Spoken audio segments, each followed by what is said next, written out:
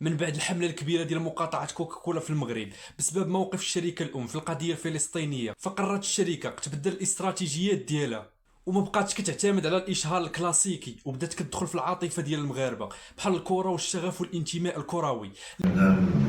مع كوكا ديجا افتخار لانه اون بارطاج ديجا لي ميم كولور روج اي بلون دونك ديزولي بور دوطخ مي سا سي. اللي عارف الوداد والرجاء كيعرف ماشي غير فروق كيلعبوا كره فقط، هما راه رمز وتاريخ واحساس وجزء من الهويه ديال كازابلانكا والمغاربه كاملين. ودابا كوكاكولا قالت مع راسها شنو هي احسن طريقه باش نرجع للسوق المغربي، هي ندخل من الباب ديال كره القدم، من باب وداد الامه ورجاء الشعب. ولكن المغاربه ماشي ساهلين وفهموا اللعبه وعرفوا ان الشركه بغات تركب على المشاعر ديالهم، ولكن القضيه ديال خوتنا خط احمر. فالمقاطعه ماشي غير حمله في الفيسبوك والانستغرام، راه واعي كبير. اما بالنسبه للكره فتشجيع الرياضه ماشي مشكل، ولكن ما يمكنش نقبلوا الدعم من شركه عندها صوره سلبيه عالميا بسبب المواقف ديالها تجاه خوتنا.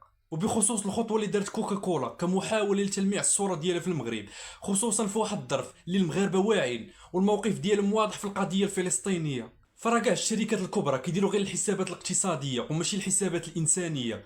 اليوم وقعوا مع الرجاء والوداد وغدا ممكن يديروا اي حاجه اخرى غير باش يرجعوا السوق المغربي بقوه ان شاء الله مع تجدد. بالنسبة لقيمة العائد أنا بفهم العالم عم تسأل السؤال، بس نحن احتراما للجميع ونحن بكوكاكولا نحترم الكونفيدنشياليتي سو وي دونت شير. بس بعتقد أهم من قيمة العائد هو المفعول تبع العائد، البارتنرشيب والذكريات الحلوة اللي احنا عملها بالكوكاكولا المغربية، بالكوكاكولا والوداد بالكرة المغربية. هيدي أقوى قيمة من قيمة العائد. شكرا.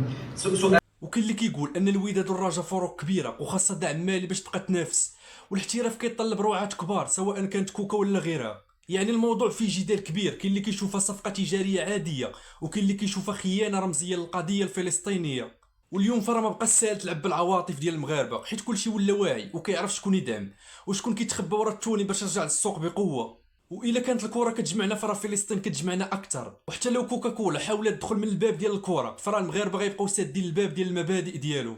والخلاصه من الموضوع ان الصفقه بين كوكاكولا والوداد والرجاء ممكن تكون مربحه من ناحيه الاشهارات، ولكن خاسره في عيون بزاف ديال الناس اللي كيعطيو قيمه للموقف والمبدا ديالهم.